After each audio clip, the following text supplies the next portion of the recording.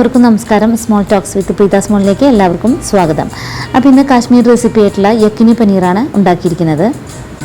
Traditional മെത്തേഡിൽ നിന്ന് നമുക്ക് കഴിക്കാൻ പറ്റുന്ന രീതിയിലാണ് ഞാൻ ഉണ്ടാക്കിയിരിക്കുന്നത്. അവരുപയോഗിക്കാറ് മസ്റ്റാർഡ് ഓയിലാണ്, നമ്മൾ സൺഫ്ലവർ ഓയിലാണ് ഉപയോഗിച്ചിരിക്കുന്നത്. ഓണിയനോ ഗാർലിക്കോ ഇതിലും നമ്മൾ ഉപയോഗിച്ചിട്ടില്ല. ആദ്യം ഇതിലേക്കുള്ള മസാലകൾ തയ്യാറാക്കാം. മല്ലി, ജീരകം, കുരുമുളക്, പെരിഞ്ജീരകം, ബിരിയാണി ഇലാച്ചി, അതങ്ങ് കാലി ഇലാച്ചി, പിന്നെ ഏലക്കായ, 2 പച്ചമുളക് എന്നിവ ഒരു ചീനച്ചട്ടിയിലിട്ട് നന്നായി ചൂടാക്കി അതിന് ശേഷം ഫൈൻ പൗഡറില്ലാതെ തരിതരിപ്പോട് കൂടി പൊടിച്ചിടും. അതിനുശേഷം ചൂടുവെള്ളത്തിൽ കാഷ്നട്ട് കുതിർക്കാൻ വയ്ക്കണം. മസാല പൊടിക്കുമ്പോൾ കാലി ഇലച്ചിയുടെ സ്കിൻ കളഞ്ഞിട്ട് അതിൻ്റെ സീഡ് മാത്രമേ ഉപയോഗിക്കാൻ പാടുള്ളൂ. 200 ഗ്രാം പനീറിൽ കുറച്ച് പനീർ മാറ്റി വെച്ച് ബാക്കിയുള്ള പനീറെല്ലാം നന്നായി ഫ്രൈ ചെയ്തെടുക്കുക. പുളിയില്ലാത്ത ഫ്രിഡ്ജിൽ വെക്കാത്ത ഫ്രഷ് കേർഡ് നന്നായിട്ട് ബീറ്റ് ചെയ്ത് മാറ്റി വയ്ക്കണം. ഇനി നമ്മൾ മാറ്റി വെച്ചിട്ടുള്ള കുറച്ച് പനീറും അതുപോലെ കുതിർക്കാൻ വെച്ച കാഷ്നട്ടും നന്നായി അരച്ചെടുക്കുക. കുറച്ച് വെള്ളം ഒഴിച്ചിട്ടാണ് അരയ്ക്കേണ്ടത്. പനീർ നന്നായി ബ്രൗൺ കളർ ആവുന്നത് വരെ വറുത്തെടുത്തിട്ട് അതിലേക്ക് അപ്പോൾ തന്നെ പച്ചവെള്ളം ഒഴിച്ചിട്ട് ഉപ്പും ചേർത്ത് നന്നായിട്ട് ഇളക്കി വയ്ക്കുക. അപ്പോൾ പനീർ വളരെ സോഫ്റ്റായിട്ട് തന്നെ ഇരിക്കും.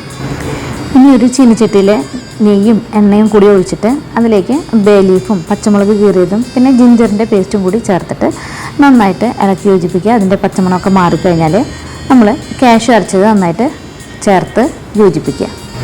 എണ്ണ തെളിയുന്നവരെ നന്നായിട്ട് ഇളക്കിക്കൊണ്ടേയിരിക്കുക.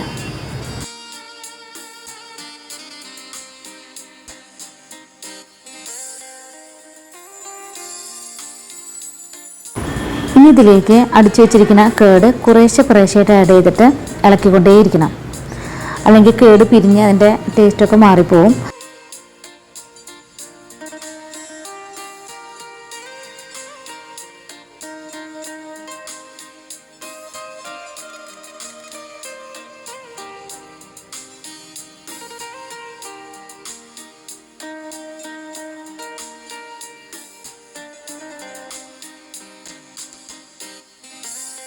ഇനി വേറൊരു അടുപ്പത്ത് കുറച്ച് ബെൽ പെപ്പർ, ക്യാപ്സിക്കം, ഇഞ്ചി എന്നിവ വറക്കാൻ വയ്ക്കുക.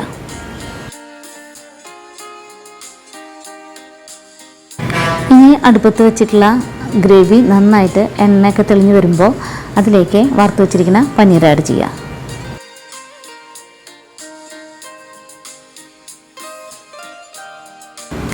ഇതിലേക്ക് പൊടിച്ചു വെച്ചിരിക്കുന്ന മസാല ആഡ് ചെയ്യുക. കുറച്ച് ഉപ്പും ആഡ് ചെയ്യുക.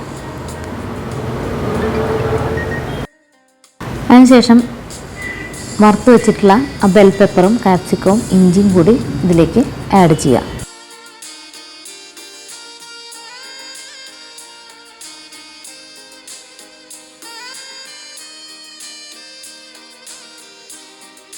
ഇനി മല്ലിയിലയും കൂടി ചേർത്ത് നമുക്ക് സെർവ് ചെയ്യാം. ഇനി അടുത്തൊരു നല്ല റെസിപ്പിയുമായിട്ട് നമുക്ക് നാളെ വീണ്ടും കാണാം.